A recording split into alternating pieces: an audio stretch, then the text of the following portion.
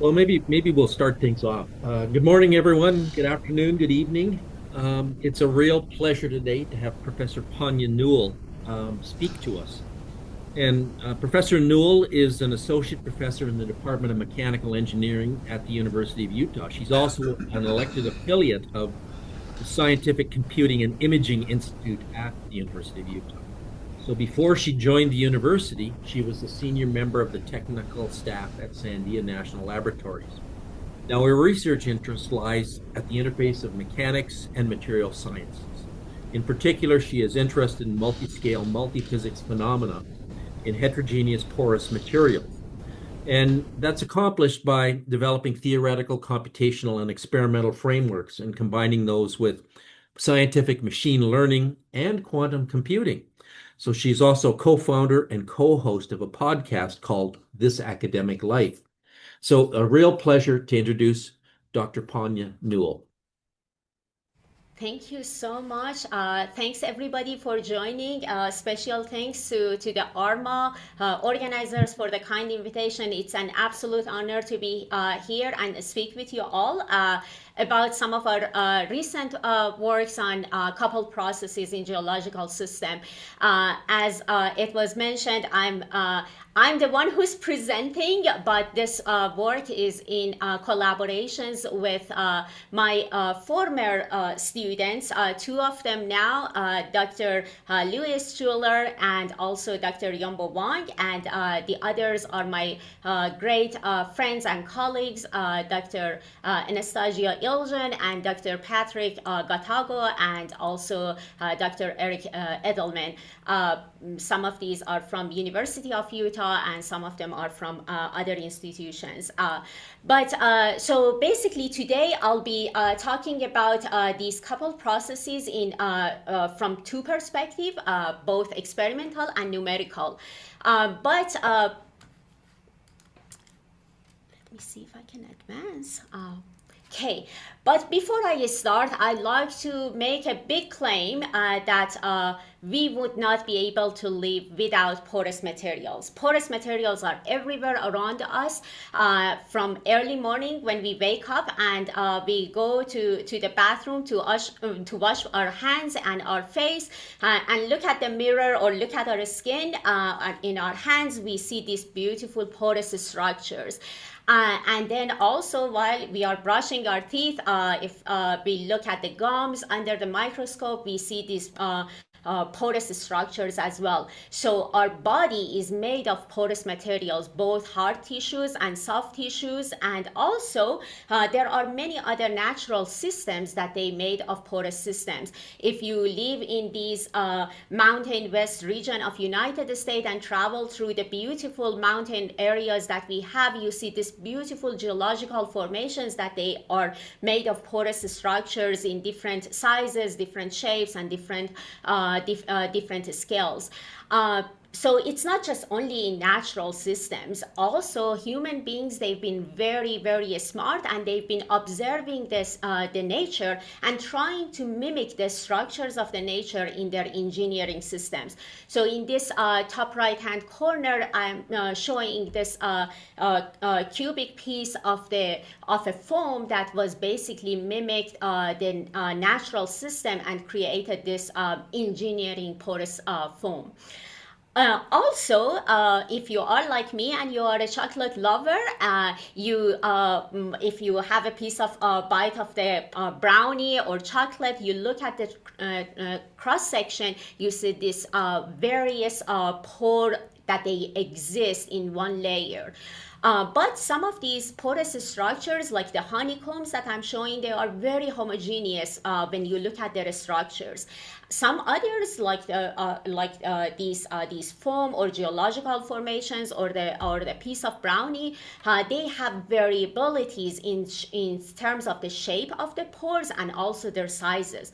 So not only we categorize porous structures in terms of the natural and man-made system, but also in terms of their sizes, the pores and the pore morphologies. So some of the natural materials materials, they have pores that they exist at the very small single nanodigit in terms of their pore sizes. And then some of those, they go to higher sizes, for example, a couple of 100 microns, and in geological system, they go to even centimeter and then larger pore sizes. But then we categorize these pores in micropores, mesopores, as well as macropores. But some materials, they are even more complex, and they don't even have only one layer of pores or one scale of pores. There are these hierarchical porous structures that there are different pore sizes. They coexist within the materials, such as micropores and mesopores. In some especially in engineering materials, we are architecting them in a way that we have these hierarchical porous structures to give us the most benefit out of those materials. But when we have these pores, there are these fluid or gas going through these systems, and that makes these materials very fascinating because we are dealing with multi-physics, and then also because of the structures, we are dealing with the multi-scale properties and behaviors. And as it was mentioned by Professor McLennan, the focus of my lab is understanding these coupled processes in porous materials, heterogeneous porous materials to be exact, and it doesn't matter if they are natural system or man-made systems. And then we try to understand this system that they are very complex, so we need to bring both theoretical, experimental, numerical approaches, and these days everybody is doing data sciences and machine learning. And we most recently we started also integrating quantum computing within this space to understand this system better and enhance our understanding of these structures. So, but why these porous materials, they are exciting? What are the advantages of them? As I mentioned, they are everywhere around us, and we cannot live without them. So the most obvious one is the low density. Obviously, because of the presence of the pores, the porous structures is having a lower density than their corresponding bulk system. Also, because of the presence of the pores, they provide low thermal conductivities that they have a lot of benefits in many electronics and microsystems that we are using in our cell phones and laptop and iPads and so on. Also, they enable us to control permeability, and also because of these porous structures that they are created in the media, we create these high surface areas. And I'm not sure if any of you know or aware of that. Basically, 1 meter cubic of sand is equivalent to 6 to 10 football field when it comes to surface area. And other properties are basically low resistivity. And these are just, as I mentioned, these are very, very few examples of the advantages of the porous materials. But nevertheless, there are a lot of excitement in using the largest porous materials, which is basically located beneath our feet, the subsurface of the earth. And since mankind existed, we've been benefiting from the subsurface of the earth in terms of providing drinking water for us, after that, we started benefiting from it in terms of the energy. So the contribution of the subsurface to energy sector is huge. In US alone, about 87% of our energy comes from the subsurface. In terms of the forms of the energy that is providing in the traditional and the very classical sense, everybody is familiar. For decades, we've been utilizing it for oil and gas and extracting these resources. And also we've been storing waste. Nuclear waste has been stored in subsurface for many years almost everywhere around the world that they had those advanced facilities. And in the last decade or so, we started also storing excessive amount of the carbon dioxide in geological formations. And also hydrogen storage. So as you can see that there are, we've been benefiting from it in terms of extracting energy and also storing some of these waste. And more recently, here in the state of Utah, Professor McLennan and others, they are leading this huge project of the geothermal, which provides the newer form and greener form of the energy for the state, and also many providing many advancement in understanding the complexity of the subsurface. So this cartoon is basically on the right hand side. I'm trying to demonstrate the complexity of the subsurface when it comes to coupled processes. This cartoon is basically focused on CO2 sequestration or extracting or collecting large amount of the carbon dioxide and then injecting it into rock formations known as a reservoir. For in this case, we are showing the salient formations, that these formations are very, very porous, but also they are brine saturated. So when you are collecting this carbon dioxide and you are pumping it down to that layers of the rock about 1 to 2 kilometers below the surface, we are typically injecting this in the supercritical stage. So you are dealing with the gas going to this brine saturated domain that's basically very, very much fluid. So we are dealing with, at the bare minimum, we are dealing with two-phase flow. One is wetting phase and the other one is a non-wetting phase flow. And of course, when you are injecting, you are pressurizing the systems and you are causing deformations in the rock formations. So we are dealing with mechanical processes. So we have not only hydrological processes that they are taking place, but also mechanical processes. They are also part of the system. And as I mentioned, they are 1 to 2 kilometers below the surface ground, so we are dealing with the temperature gradient. So there is also thermal processes that they take place. And when we are injecting any liquid or gas to this brine saturated domain, we should expect that some chemical processes they take place. In terms of CO2, we are dealing with the dissolutions, and then also we are dealing in some cases with some mineral precipitations, and these they cause weakening or strengthening the rock formations. So on the figure on the left, which is from a book that my good friend Dr. Elgin and myself we edited, but it has contribution from many people across the world that they contributed, talking about each of these processes and then also the interplay among them. So this image is from basically the book that shows the complexity of the coupled processes and their interplay. I put the question mark on the biological processes that they may or may not take place or be as significant as other processes in CO2 sequestration. However, for the hydrogen storage, these biological processes, they play a significant role. So this is just one example, but the same processes they take place in other applications of the subsurface. Another thing that I like to emphasize that the presence of the pores in different scales, and then also temporal and spatial scales that they play a role in understanding these coupled processes. What do I mean by that? For example, chemical processes, they might happen instantaneously, or they might take longer time. So these are the different time scales that we are dealing with.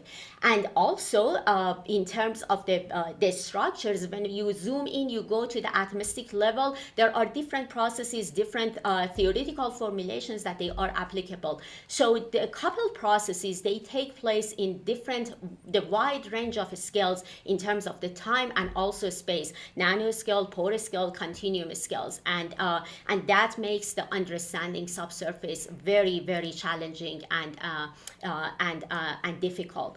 Another difficulties associated with the subsurface is that if you paid attention to the figure that I showed on earlier, there are some fractures in the system. After all, you cannot find any rock that they have no pre-existing fractures across the scales. They might not be visible to the naked eye, but some of them they exist at the micro scale or nano scale. So once you are injecting some fluid or extracting fluid from the system, you might activate those pre-existing fractures.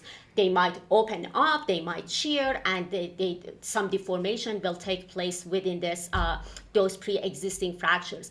Also, you might create additional fractures.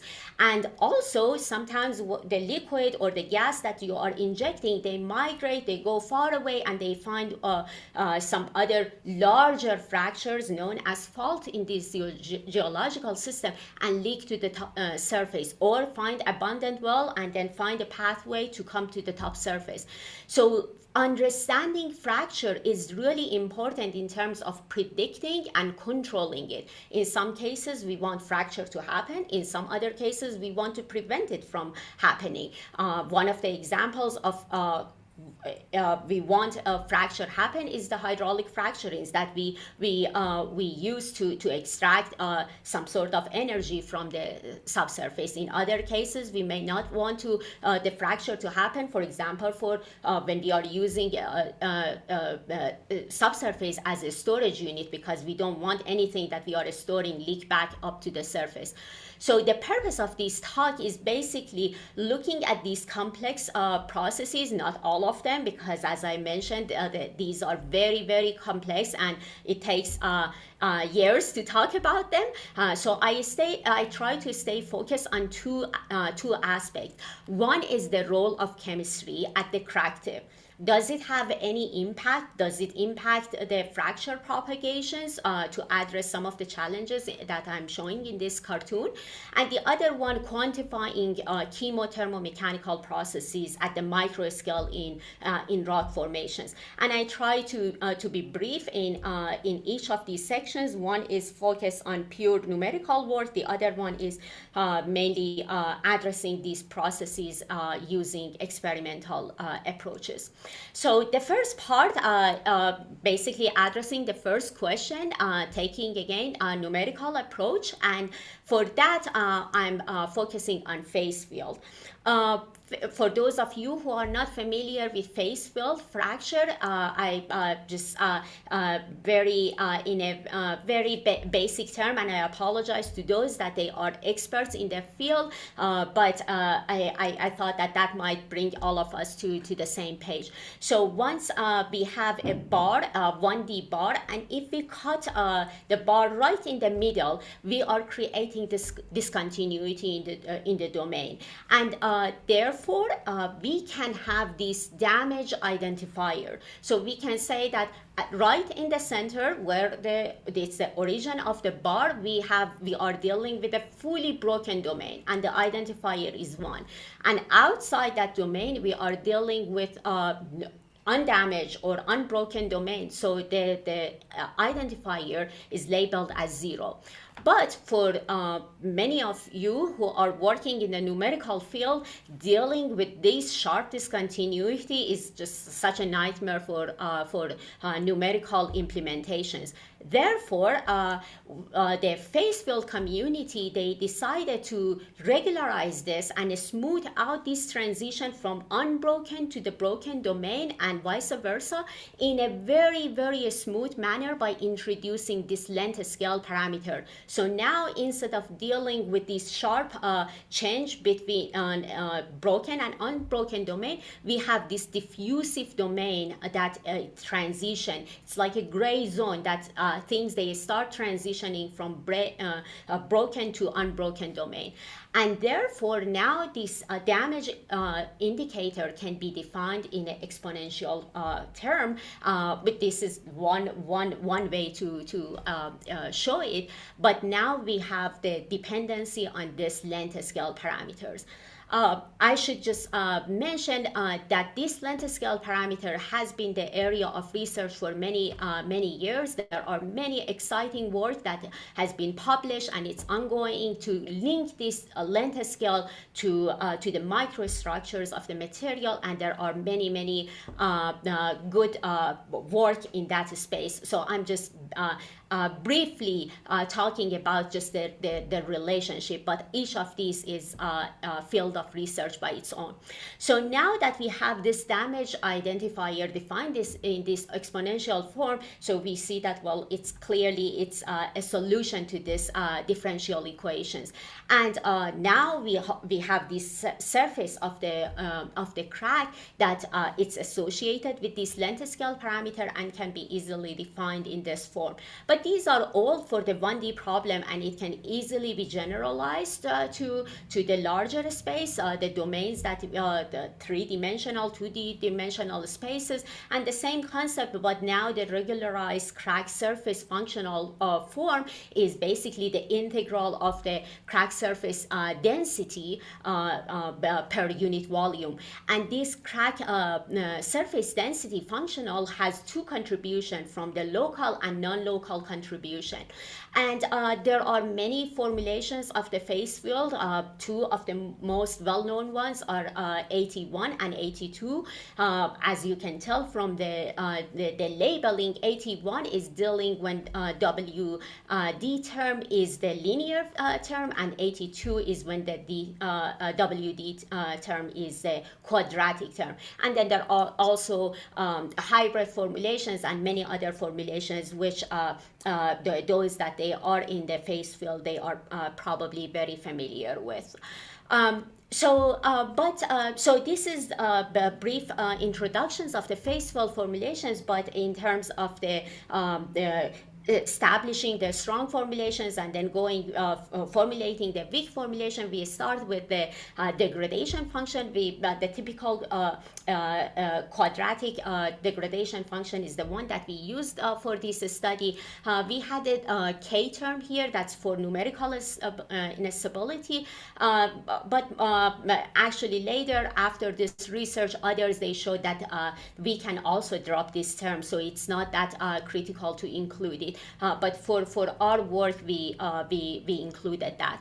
So the strain energy basically now becomes this degradation function multiplied by the initial strain energy functional form that we have. And then the bulk energy would be the contributions of all of this and the integrations along the entire boundary. And the total energy now that we have this crack propagating to the system is that how the bulk system is degrading, and then the contribution from the fracture as well as the dissipations that they usually take place in the system.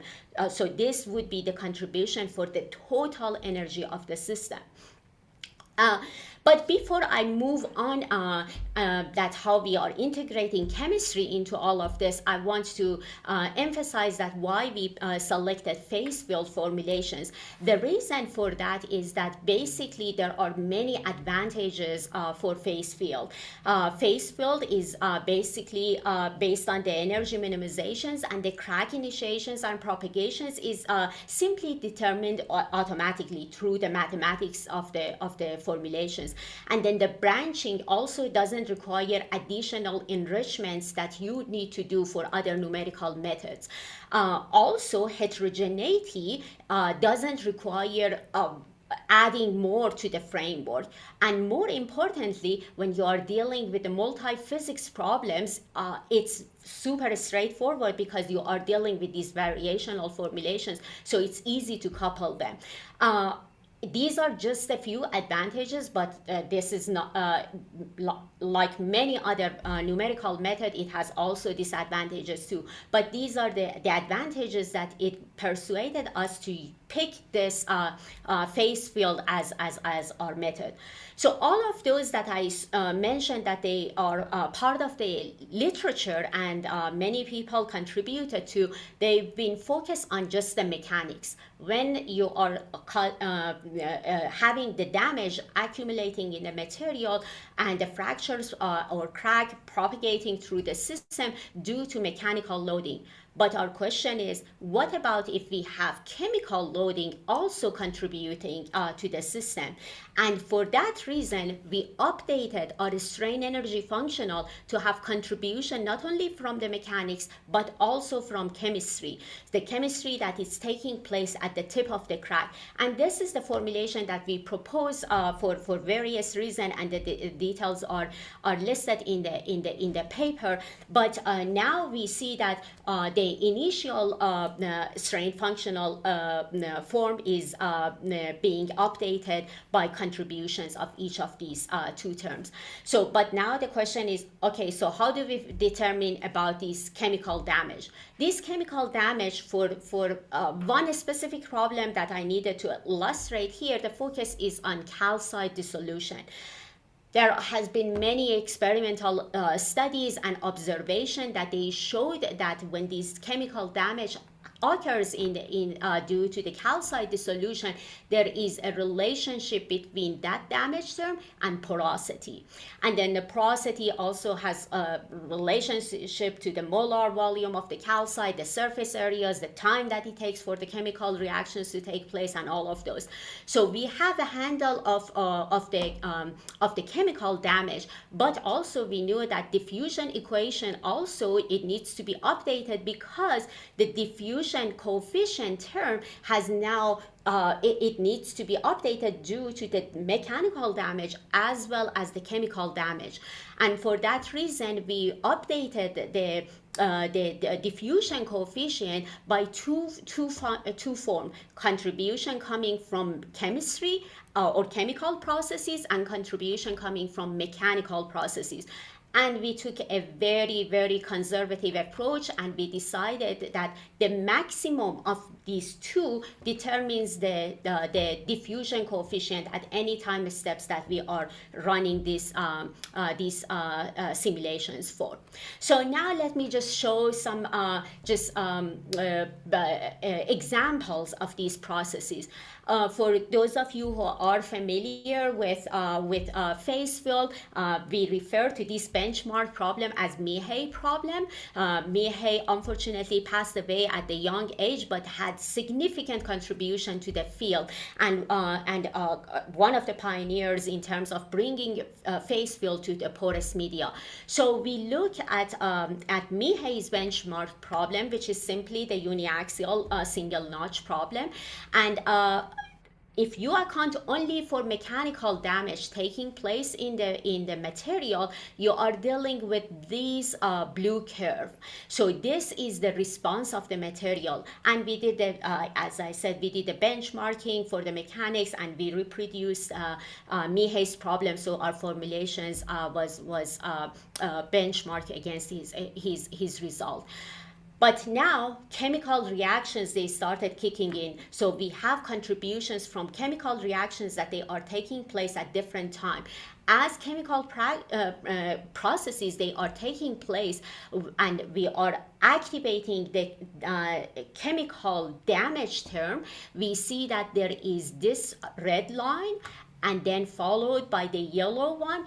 Each of these, they are different times, but what is important, you see that now the material is weakened and then also softened. So the displacement is shift, and then also the maximum force is dropped down. So, and obviously there is a clear distinction between chemical processes and chemo-mechanical processes. And these were examples for sandstone. In the paper, we look at different materials, and then obviously the response very much depends on the materials that the rock formations and the initial properties of them, their porosities and things like that. But this is just one example to show that how chemical and mechanical processes they take place in a geological system. And just to visualize that, as I mentioned earlier, we were interested in these chemical processes taking place at the tip of the crack, and this is showing the first figure. It's showing the phase field formulation parameters as it's evolved. Basically, crack is moving through the system and it's progressing, and these are snapshots at different displacement. And here the figure, a series of figures at the bottom, they are showing the concentrations of the CO2 that's happening. The maximum concentration, it's right at the tip of the crack, which shows with the higher concentrations, and it corresponds to the progressions of the crack. And this is just the example of visualizing that the what I said earlier. So this one was basically one example of showing the chemo-mechanics in the subsurface and how at one scale, at the continuum scale, we can address them through numerical tools that they are either exist or we can enhance them to have a better understanding of them and how to control them. Now for the second part, I'd like to focus on some experimental work that we recently did. And this work was again a very collaborative work. It was funded by the Department of Energy, and it was between multiple institutions led by my good colleague Professor Brian McPherson from Civil Engineering Department here at University of Utah. The part that I'm presenting is the task that we were mainly focused on characterizing shale formations within this system. But the focus of this part is to answer this question: how can we quantify chemo-thermo-mechanical processes at micro scale in these rock formations for this specific site? But this cartoon is showing that the bigger picture was linking micro scale and macro scale, bringing all these different characterization tools that you characterize the samples in terms of the chemistry, compositions, and then also in terms of the morphology and the structures. But I'm not covering all of this. I'll just stay focused on the micro scale. So a little bit information about these samples. They came from a site that is located in the southern Utah known as Cane Creek. So within this large Cane Creek site, there are multiple wells, obviously, to for the characterizations. The samples that we have, they came from a well that was labeled as 16-2. This well has vertical and horizontal, so it was drilled in the vertical and then turned back, and then in the horizontal way it goes to the formations. Within the vertical portion of that, obviously we are dealing with different layers and different depth. We wanted to understand that at different depth there are mineralogies are changing, and the compositions and then the complexity of each of these samples at each depth. So we collected samples through this vertical portion of this 16-2 well. Some of them, they came from the 9654-ish 100 feet below the subsurface, and after characterizing those and then doing extensive characterization techniques through collaborations with other partners in the project, we identify them as anhydride rich. And then further below at 96 7300s or so, they were quartz rich, and then further down at 9700 they were clay rich. And within these, we want to understand that Obviously, these are below about 9,000 or so feet below the surface ground. There are different processes, as I mentioned, they are taking place, and then at different scales. We wanted to see that can we characterize this at the micro scale and understand chemo-mechanical processes, and if there are any correlations between smaller length scale and the larger length scales. So couple processes across these spatial scales. So for that, again, these are the compositions as I just mentioned earlier, and the focus again is on the vertical segments of the well, not the horizontal part. These are examples of the samples that we obtained. We cut these samples in a way that they maintain the diameters of 2 centimeters or so and the thickness of 3 millimeters. The reason for that is that a couple of years ago, I brought in this thermal stage for our nano indenter that has the limit of the sample size. So you cannot have samples that they are very large and they have to be very thin, because when you are heating them, you want to be to make sure that the samples is uniformly heated up. And then this was basically dictated, the size of these samples, they were dictated by the limitations of the thermal stage that goes in within the nano indenter.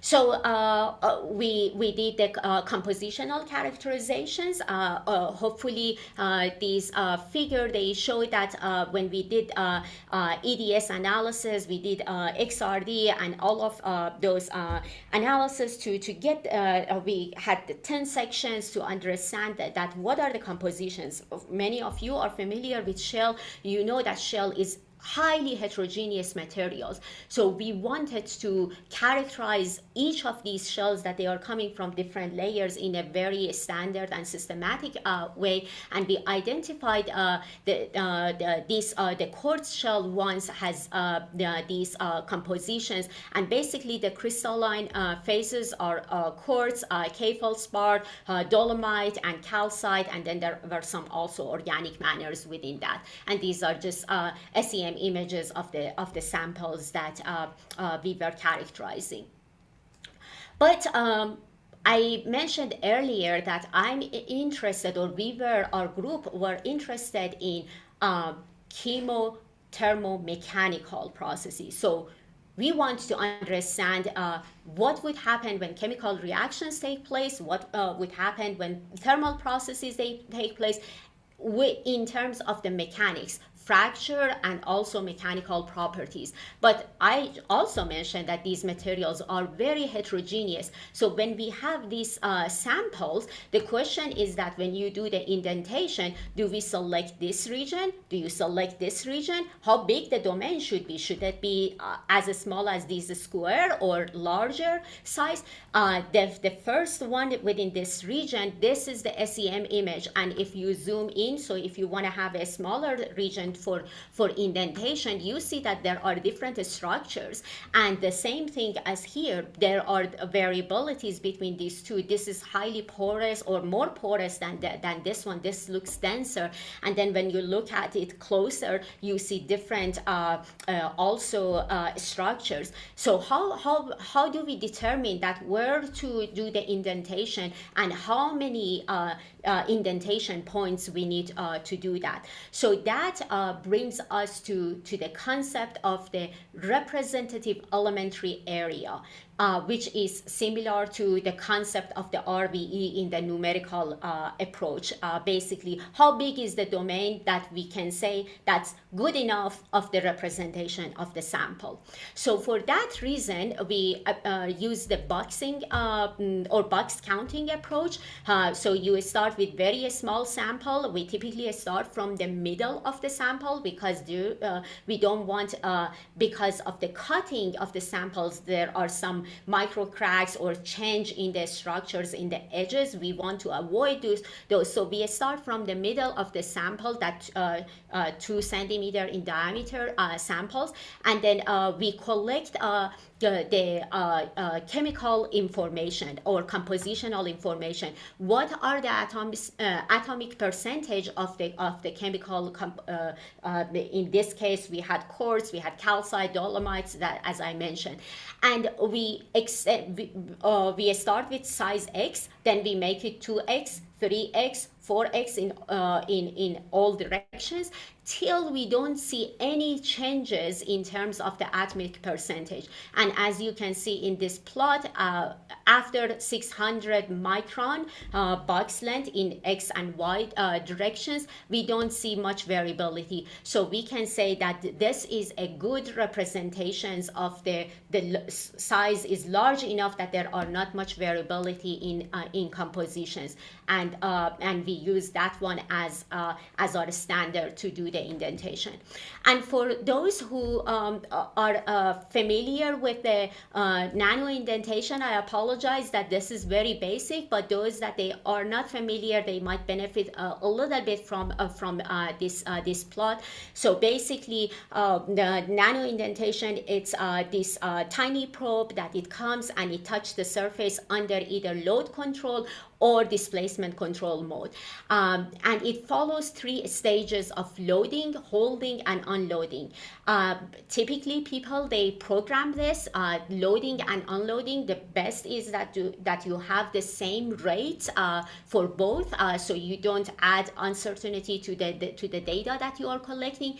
And the holding stage is important because you want to remove the thermal drift, and also you want to remove any instabilities in the sample. So this is very brief, and it enables that the sample to stable, and then you collect the reliable data from any indentation. So you collect series of these indentation. You can define, you can have hundreds of them, thousands of them, depending on the time and the money that you have within the box that you identify that this is a good representation. And typically the probe is made of diamond, so you know the properties of the diamond, the properties of the indenter is defined. You more or less you know your material, and the Poisson's ratio does not have, most of the time we don't have much sensitivity, and even if we do, we can conduct sensitivity analysis, but this ER comes strictly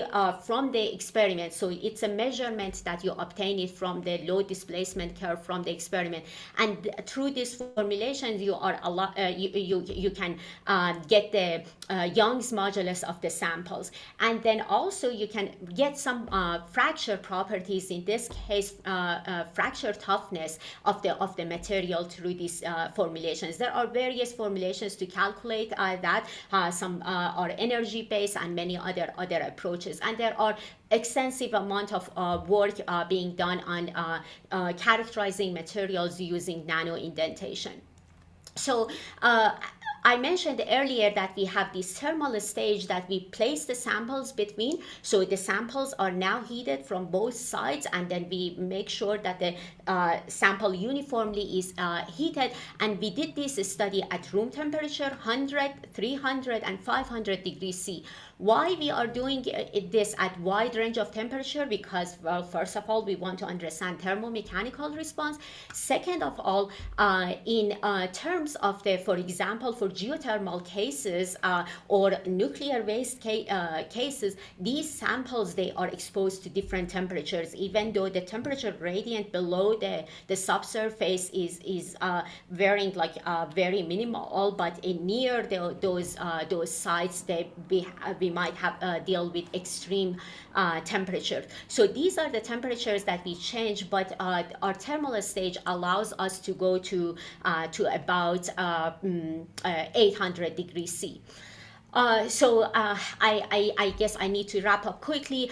Just the results that we obtained from these 3 different layers, anhydride rich, quartz rich, and clay rich, and at different temperatures through the nanoindentation for the elastic modulus, the very first thing that you see by looking at this plot that I'm showing, the yellow one, which is the quartz rich, does not show much sensitivity to the temperature.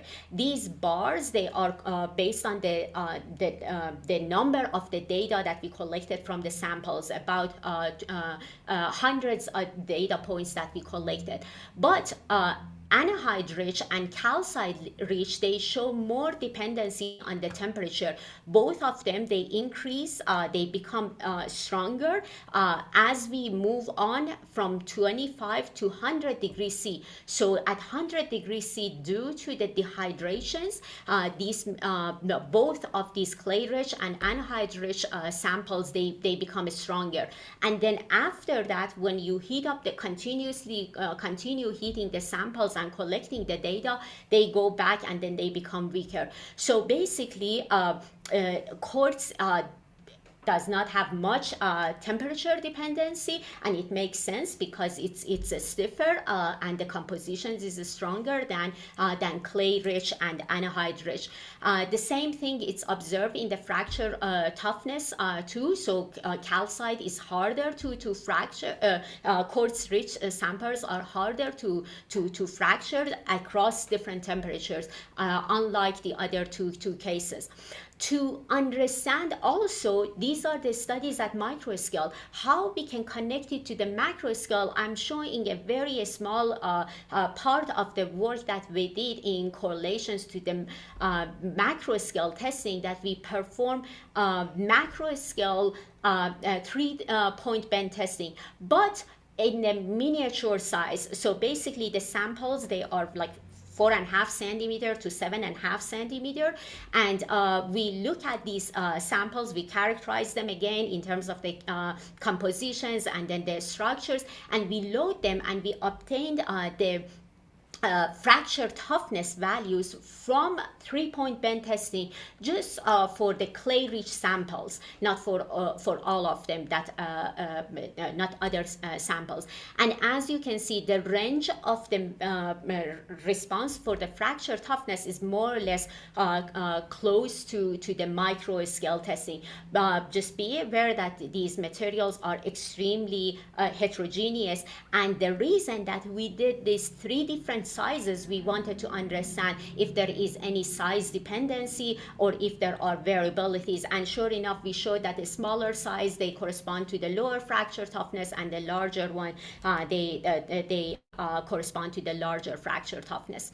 And so the last part of the talk, I want to bring other physics involved. So we repeated these tests for the clay rich samples because we know that the chemical reactions are more pronounced than quartz, and take within the laboratory setting, we could observe those. So we took those samples, characterized them in a dry system or the dry condition, and we put them under the wet condition. Basically, we place them in solutions for 24 hours. Why? Because subsurface without any brine means nothing, and then also you are pumping in some liquid or gas. So we wanted to see that what happens to these mechanical and fracture responses of the material at these different conditions, dry versus wet. And you can see there is a chemical weakening that they take place in this material. So we did the same nano indentation, the same size samples, but the different environment. And then the wet samples, we continue heating it up, and you see that after that, now we don't see much. It starts strengthening a little bit, but not much temperature variability in the samples. And if we look at these samples under the SEM and characterize them in terms of the porosity, under the dry condition, they start with 5% or more porosity, then it increases to 10% porosity under the wet conditions. So when you are saturating them, obviously the water weakening took place within the material, and then when you heat it up, it becomes even more porous due to the thermal impact. So bringing them all together, all these coupled processes in one view, we wanted to make sure that it wasn't just depend on the sample that we chose. So we did other sets of samples, and these are the results for the elastic and the fracture toughness in terms of the mechanical processes. Both of them, they are showing similar Young's modulus value, different samples. Then we soaked them in the water. We also did additional liquid indentation. So basically, you have samples sitting in the liquid in the reservoir, and you are indenting it. So it's an in situ chemo-mechanical, characterization, if you will. And also, we compared it with the soak. There is not much variability. It doesn't matter how you are indenting it. If it's soaked outside and then, or you are soaking it inside, either it's in situ or ex situ, you get the same, more or less the same result. And then with one of these samples, we kept it in the same in the nanoindenter, and we continued heating it up. And after that, we see that the thermal effect is not as pronounced as the dry cases. If you start doing the dry case and heat it up, it was very pronounced, but now it seems that the chemical processes, they are the dominant one.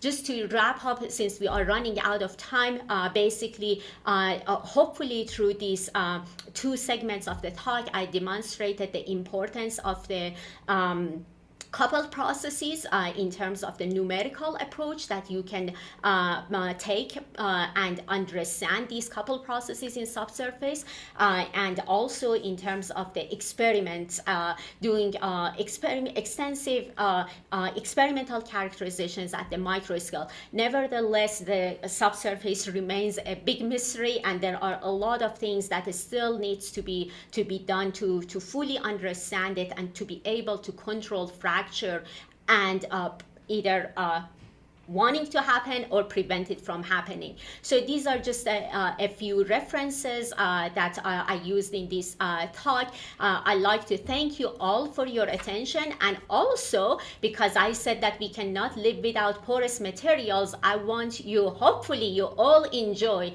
the National Have a Bagel Day because of these porous structures.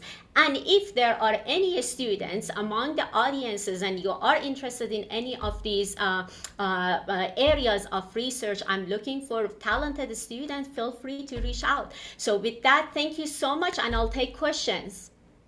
Thank you, Pania. That was a fantastic talk, and now I'm really hungry. Sorry, John. But there are a couple of questions. Konstantin enjoyed the presentation, and his question is, did you look for, and if so, could you observe self-similar heterogeneities in your sample across various length scales?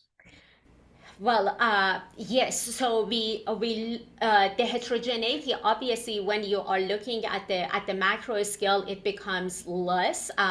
But the further down you go, like as the image that I showed, they become more pronounced. So it depends on the importance of heterogeneity, in my opinion, is that if you are interested in overall systems, or you want to control it at the nano scale or micro scale, you need to zoom in or zoom out.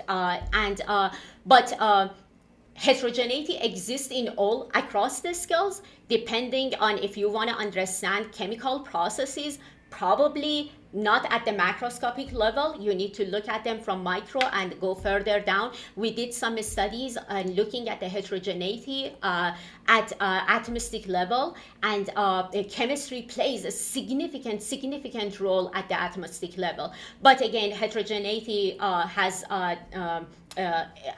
scale dependency in which scales you are looking at, and which physics and which phenomena you are trying to understand better. I don't know if I answered the question, and or if there are more follow-ups. If I didn't, you can unmute and ask question. I have a question. Yes. Yeah, thank you for your engaging talk, Dr. Newell. My name is Dr. Ann Katende. I'm also a licensed professional engineer in the state of Oklahoma. Okay, nice And to I meet you. truly enjoyed to connect with you both experimental and numerical perspective. I have a couple of questions. My first question actually is that you mentioned the difficulty of studying these processes across different scales. Can you tell us more about how you bridge the gap between microscale observations and larger geological behavior? That's the Yes. first question. And my second question is, how do you decide when a model is detailed enough to be useful for predicting subsurface behavior? And the third question is that I've done a couple of indentation experiments in my dissertation, and I'm familiar with what you're talking about when it comes to indentation across nano, micro, or different indentation. But in the indentation experiments you described, what specific behaviors or patterns have been the most surprising or informative to you? Okay. Well, so hopefully I'll remember all the questions. I can So repeat them. yeah. So in terms of the, I guess connecting the skills, I tried in this. I didn't talk about the details of them, but here, these are macro scale testing, these 3-point bend testing that they were done actually in collaborations with Professor McLennan's group. So these samples are large. So we wanted to understand that what how much our microstructure characterization was close to the macroscopic. As you can see, more or less they are within, because we have this bar, right? So it shows the variability on the nano indentation data that we collected, and it's similar.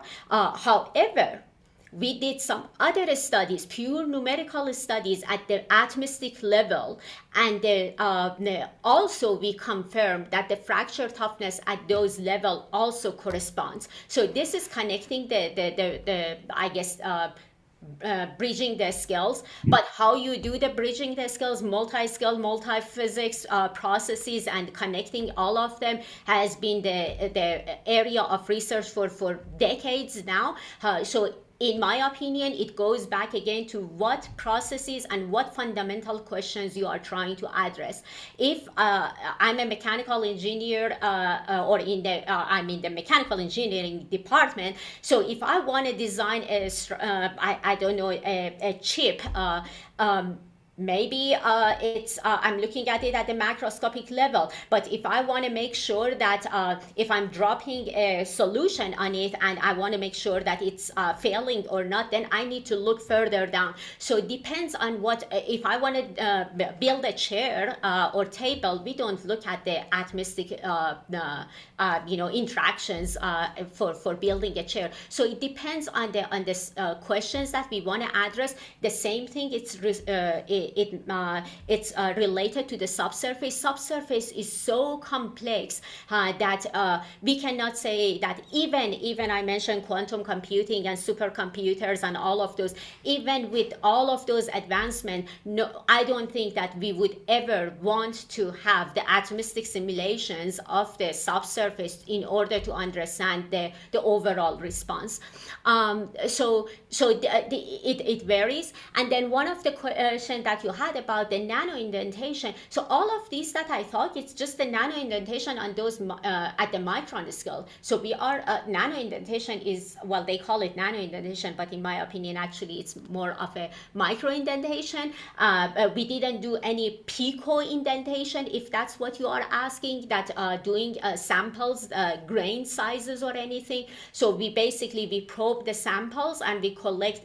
We had arrays of I don't know, 5 by 5 or so for each sample, and we collect data while we are heating the sample up, and we collect the same data, same number of data from different locations. But all of these is at the micro scale. None of these are at the macroscopic level. hopefully, I don't know if I answered your questions or not, but Yeah, actually, I'm gonna have one to, more I'm gonna question. have to I have interrupt. more I'm gonna question. have to interrupt. We're running out of time, Femi. I'm sorry. If it's okay with Dr. Newell, I'll provide you her email address, and you two can yes, um yes, be in here's the contact. email Oh, here it address. is. It's very Well, easy to oh, find me. Don't get distracted by the bagel. It's right there. And yeah, so you can email me pania.newell@utah.edu. I'll be happy to set up a Zoom meeting and talk with whoever they have more questions and and or they the want to same. have a discussion. The same for Kwan and Ravindra. If you need answers to your questions, please contact Dr. Newell directly. I just got to keep this on time. I'm sorry. I'm sorry. There were more questions, I know, but in the interest of time, just so that we can finish at 9 o'clock, on the hour that is. I'd like to thank Dr. Newell. Really a very tremendously interesting talk, and we really appreciate it. And so thanks everyone. Thanks, Pania. Thank you so much. Thank you, Thank you, everybody. Pania. And thank you so much. And happy holidays, everybody. Okay. Thanks. Thank Thank you so you. much. Thank you, Okay. Thank We'll Pania see you. you. and Bye, John. We will talk everybody. later. Bye-bye. Thank you. Thanks. Thanks Bye-bye. a lot. Bye. So sorry, Femi. Paul. No. Panya, I don't mean to rush it, but I got a call right on the hour that I have to go to.